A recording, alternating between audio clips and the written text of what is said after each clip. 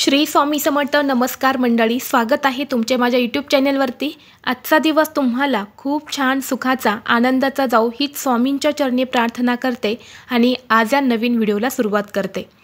2 डिसेंबरपासून मार्गशीर्ष महिन्याची सुरुवात झाली आहे.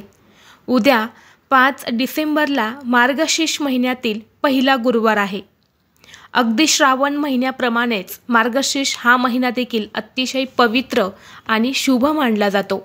मार्गशीर्ष हा महिना भगवान श्रीकृष्णांचा आणि माता लक्ष्मीचा आवडता महिना समजला जातो. तसेच या महिन्यात दर गुरुवारी महालक्ष्मीचं व्रत केलं जातं. धार्मिक मान्यतेनुसार या व्रताचं पालन केल्याने भक्तांवर लक्ष्मीची अखंड कृपा राहते. यासोबतच ऐश्वर्य, यश, समृद्धी प्राप्ती होते. यासाठी दर गुरुवारी घरात घट मांडून महालक्ष्मीची पूजा केली जाते. या महिन्यात भगवान विष्णूच्या पूजेला जेवढं महत्त्व आहे तेवढंच महत्त्व त्यांच्या प्रिय देवी लक्ष्मीच्या पूजेला सुद्धा आहे.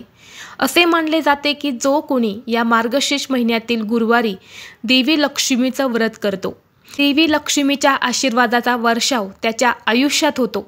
देवी लक्ष्मीच्या आशीर्वादाने त्याच्या घरातील संपत्तीचं भंडार हे नेहमी भरलेलं राहतं. मार्गशीर्ष महिन्यात तुम्ही देवी लक्ष्मीला तुमच्या भक्तीने प्रसन्न केलं तर अशा लोकांवर गरिबीची सावली ही कधीच पडत नाही. त्या लोकांच्या आयुष्यातून दरिद्री ही कायमची निघून जाते. देवी लक्ष्मीचा अखंड आशीर्वाद त्या भक्तांवरती सदैव राहतो.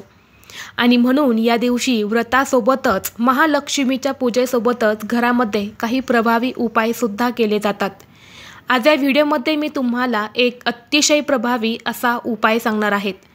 उद्या मार्गशीर्ष महिन्यातील पहिल्या गुरुवारी तुम्ही उपवास नाही केला तरीही चालेल, परंतु हा एक सुपारीचा प्रभावी उपाय तुम्ही नक्की करा. हा योग पुन्हा वर्षभर येणार नाहीत.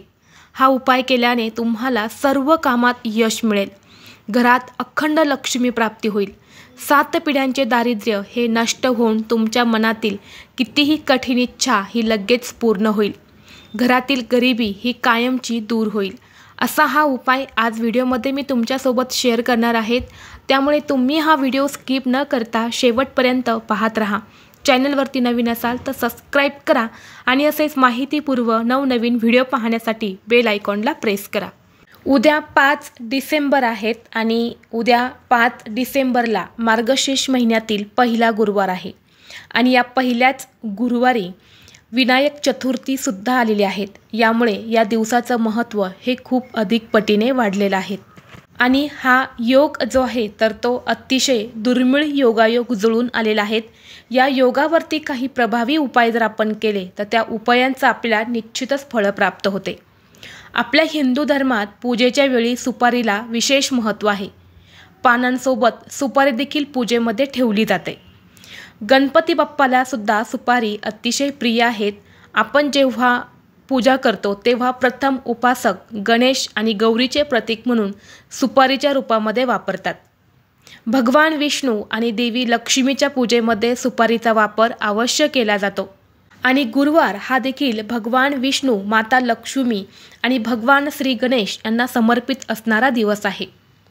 हा उपाय केल्याने धनात वाढ होते. त्यासोबतच घरात सुख समृद्धी वाढते. हा उपाय केल्याने व्यवसाय आणि करिअरमध्ये सुद्धा आपली प्रगती होत असते.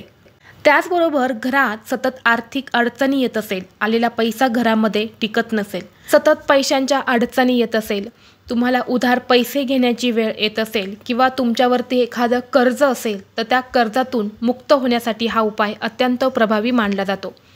तसेच तुम्हाला कोणत्याही कामामध्ये यश मिळत नसेल, बऱ्याच वेळा असं होतं की आपलं एखादं खूप महत्त्वाचं काम असतं आणि अगदी 100% आपण ते काम पूर्ण होण्यासाठी प्रयत्न करत असतो, कष्ट करत असतो, परंतु कितीही प्रयत्न केले आणि कितीही कष्ट केले तरीही आपल्या प्रयत्नांना यश मिळत नाही आणि आपलं कोणतंही महत्त्वाचं काम हे पूर्ण होत नाही. तर अशा प्रत्येक कामामध्ये यश येण्यासाठी, तुमच्या मनातील सर्व इच्छा मनोकामना पूर्ण होण्यासाठी, घरातील गरिबी आणि दरिद्री दूर होण्यासाठी हा उपाय खूप प्रभावी मानला जातो. आता हा उपाय करण्यासाठी आपल्याला एक सुपारी लागणार आहेत. सुपारी घेताना आपल्याला चांगली घ्यायची आहेत.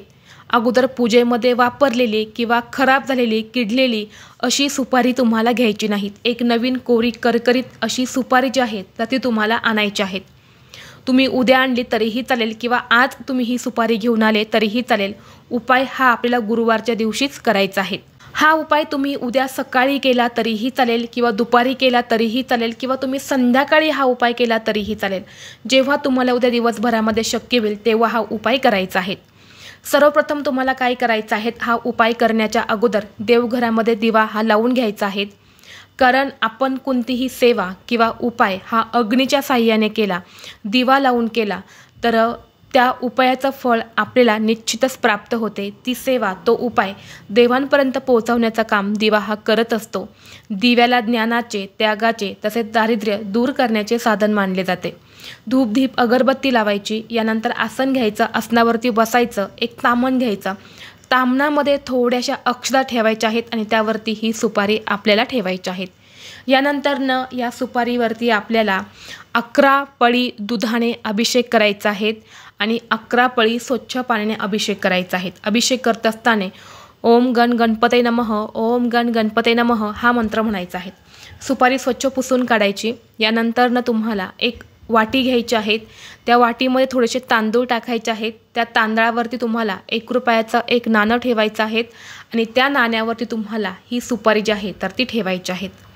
यानंतरनं ही जी वाटी आहे तर ही आपल्या देवघरामध्ये ठेवायची आहेत आणि तिथेच देवघरासमोर बसून तुम्हाला एक वेळा गणपती अथर्वशीर्षमचं पठण करायचं आहे आणि एक वेळा श्री सूक्तमचं पठण करायचं आहे.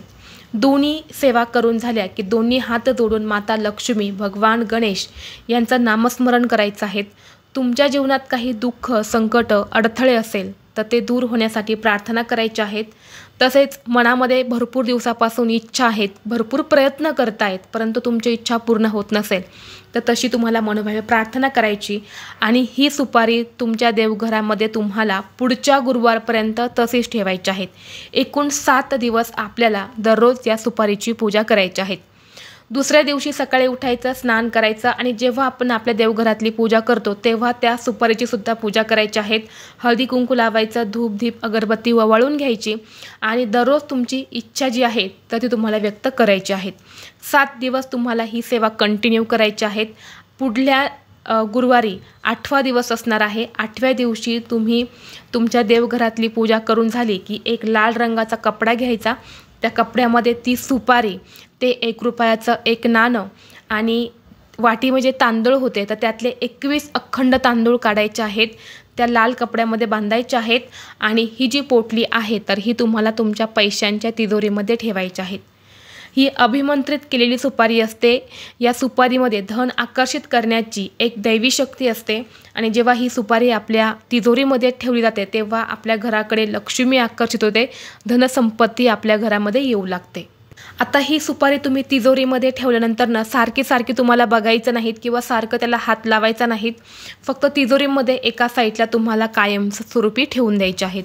जर तुमचा उद्योग व्यवसाय असेल तर तिथल्या तिजोरीमध्ये सुद्धा तुम्ही ही सुपारी ठेवू शकता किंवा तुमचं ऑफिस असेल तर तिथे महत्त्वाच्या ठिकाणी सुद्धा तुम्ही ही सुपारी ठेवली तरीही चालेल.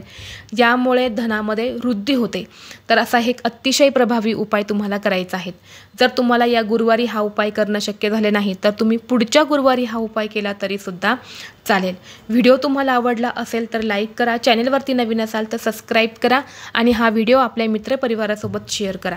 चला तर मग भेटू असंच पुढल्या एका नवीन व्हिडिओमध्ये. तोपर्यंत सर्वांना श्री स्वामी समर्थ.